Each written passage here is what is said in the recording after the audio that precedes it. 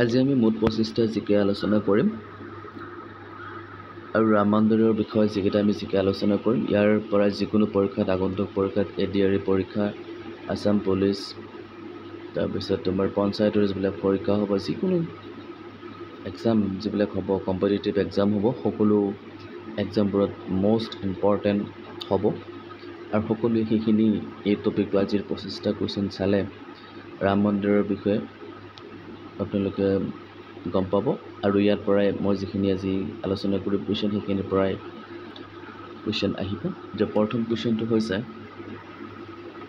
যে ৰাম মন্দিৰৰ ভূমি পূজন কেতিয়া অনুষ্ঠিত হৈছিল যে ৰাম মন্দিৰৰ ভূমি পূজন যে প্ৰথম যে ৰাম মন্দিৰ বনাব তাৰ ভূমি পূজনটো কেতিয়া হৈছিল ইয়াৰ কাৰেক্ট এনসাৰ হৈছে অপশ্যন নম্বৰ সি 5 আগষ্ট 2020 চনত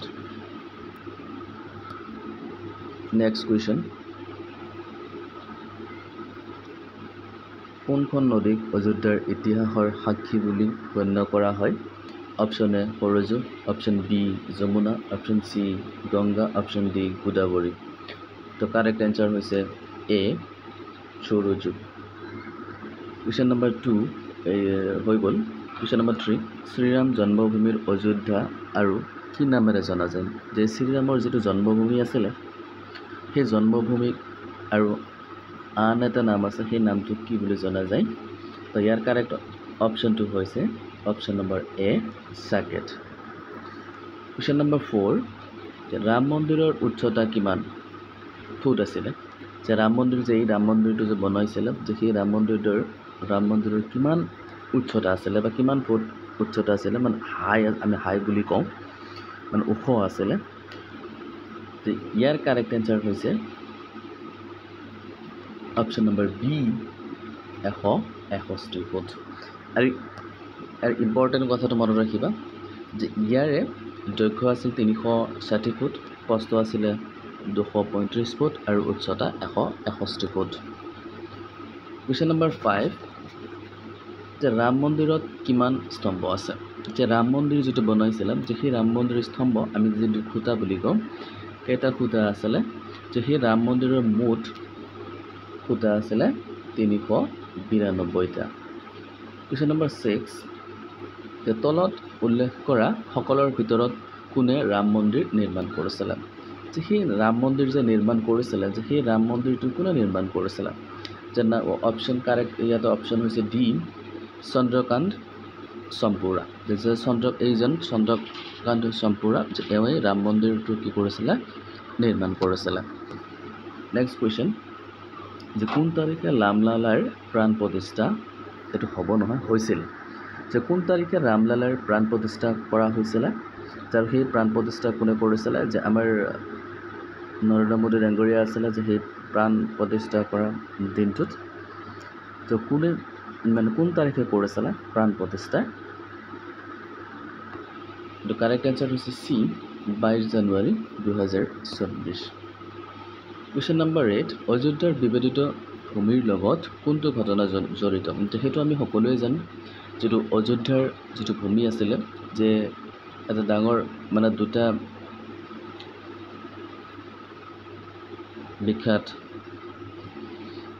মানে ইতিহাস প্ৰসিদ্ধ বস্তু দুটাক লৈ হৈছিলে যে সেই দুটা আমি সকলোৱে জানো এটা হৈছে ৰাম মন্দিৰ মানে ৰামৰ জন্মভূমি আৰু এটা হৈছে কি বাবৰি মছজিদৰ ঘটনা যে সেই অযোধ্যাৰ বিবাদিত ভূমি কাৰ লগত জড়িত আছিলে বাবৰি মছজিদৰ ঘটনাটোৰ লগত জড়িত আছিল আৰু বাবৰি মছজিদ কোনে নিৰ্মাণ কৰিছিলে আমি সকলোৱে জানো বাবৰি নিৰ্মাণ কৰিছিলে কুৱেশ্যন নম্বৰ 9 অযোধ্যা কোনখন ৰাজ্যত অৱস্থিত যেটো আমি সকলোৱে জানো যে অযোধ্যা কোনখন ৰাজ্যত অৱস্থিত উত্তৰ প্ৰদেশত অৱস্থিত ৰামলালাৰ প্ৰতিমূৰ্তিৰ উচ্চতা কিমান যেটো ৰামলালাৰ যেটো মূৰ্তি আছিলে যে সেই মূৰ্তিটো কিমান উচ্চতা আছিলে মানে কিমান ইঞ্চি হয় যে সেই ৰামলালাৰ প্ৰতিমূৰ্তিটো আছিলে option number B 51 inch next question যে 2024 চনৰ 22 জানুৱাৰীত অযোধ্যাত জ্বলোৱা ধূপডাল কিমান দৈৰ্ঘ্যৰ আছিলে যে সেই যিটো ধূপডাল আছিলে সেইটো গুজৰাটত নিৰ্মাণ কৰা হৈছিলে এই যিটো ধূপডাল এইটো বহুত দূৰৰ পৰা ইয়াৰ আমি যিটো ধূপডালৰ সুগ্ৰাণ আমি ল'ব পাৰিছিলোঁ আৰু পাইছিলোঁ যে সেইটো মুঠ কিমান ফুট দীঘল আছিলে। এইটো মুঠ দীঘল আছিলে 108 ফুট। এই ধূপডাল যিটো আছিলে সেই ধূপডাল 108 ফুট দীঘল আছিলে। মছজিদ ভাঙি পেলোৱাৰ সময়ত উত্তৰ প্ৰদেশৰ মুখ্যমন্ত্ৰী কোন আছিল? এইটো মষ্ট ইম্পৰ্টেণ্ট, এইটো মনত ৰাখিব। আমি মনত ৰাখিব লাগিব যে বাবৰি মছজিদ যেতিয়া ভাঙি পেলোৱা হৈছিলে যে তেতিয়া উত্তৰ প্ৰদেশৰ মুখ্যমন্ত্ৰী কোন আছিলে? ইয়াৰ মুখ্যমন্ত্ৰী আছিলে কল্যাণ সিং। কুৱেশ্যন নম্বৰ 13, অযোধ্যা ৰাম মন্দিৰৰ বিবাদৰ শুনানি কিমান দিন ধৰি চলিছিলে? যে একে লেঠাৰি চলিছিল অযোধ্যাৰ যিটো ৰাম মন্দিৰ আছিল আৰু বাবৰি মছজিদৰ যে সেইটো শুনানি একে লেঠাৰিয়ে কিমান দিন ধৰি চলিছিলে? অপশ্যন নম্বৰ বি, একে লেঠাৰিয়ে 40 দিন ধৰি চলিছিলে। তাৰপিছত কুৱেশ্যন নম্বৰ 14, বাবৰি মছজিদ কেতিয়া নিৰ্মাণ কৰা হৈছিল? যে বাবৰি মছজিদ কেতিয়া নিৰ্মাণ কৰা হৈছিল? এইটো আমি হিষ্ট্ৰীৰ কথা হ'লেও আমি বাবৰি মছজিদৰ লগতে আৰু এই ৰাম মন্দিৰৰ লগত ৰিলেটেড বস্তু হয় আৰু কোনে নিৰ্মাণ কৰিছিল সেইটো আমি সকলোৱে জানো। এইটো এই বাবৰি মছজিদ বুলি ক'লে আমি বাবৰৰ নামৰ লগত ৰিলেট কৰিব পাৰোঁ। সেইটো কোনে কৰিছিলে? বাবৰি মছজিদটো নিৰ্মাণ কৰা গৈছিল বাবৰে কৰিছিলে। আৰু এইটো কিমান খ্ৰীষ্টাব্দত কৰা হৈছিলে? যে এইটো 1528 খ্ৰীষ্টাব্দত নিৰ্মাণ কৰা হৈছিলে। অযোধ্যা বিবাদক লৈ কেতিয়া উচ্চতম ন্যায়ালয়ে চূড়ান্ত ৰায় দিছিল? যে অযোধ্যা বিবাদক লৈ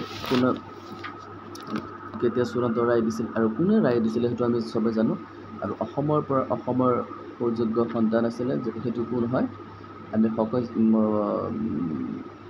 আমি জানো এইটো কি, তেওঁৰ নাম কি হয়? ৰঞ্জন গগৈ হয়। তেওঁ উচ্চতম ন্যায়ালয়ৰ মুখ্য ন্যায়াধীশ আছিলে আৰু তেওঁ সেই বাবৰি মছজিদ আৰু অযোধ্যাৰ যিটো বিবাদ আছিলে উচ্চতম ন্যায়ালয়ে চূড়ান্ত ৰায় দিছিলে যে সেইটো কেতিয়া দিছিলে? 9 নৱেম্বৰ 2019 তাৰিখে। অপশ্যন নম্বৰ চি, 9 নৱেম্বৰ 2019 তাৰিখে। কুৱেশ্যন নম্বৰ 16, উত্তৰ প্ৰদেশৰ বৰ্তমান মুখ্যমন্ত্ৰী কোন? যিহেতু আমি সকলোৱে জানো যে উত্তৰ প্ৰদেশৰ বৰ্তমান মুখ্যমন্ত্ৰী কোন হয়। সেইটো আমি নকলেও হ'ব, সেইটো আপোনালোকৰ কাৰণে এৰি দিছোঁ মই। আপোনালোকে এনচাৰটো কৰিব আৰু কমেণ্ট কৰি জনাব যে উত্তৰ প্ৰদেশৰ বৰ্তমান মুখ্যমন্ত্ৰী কোন হয়।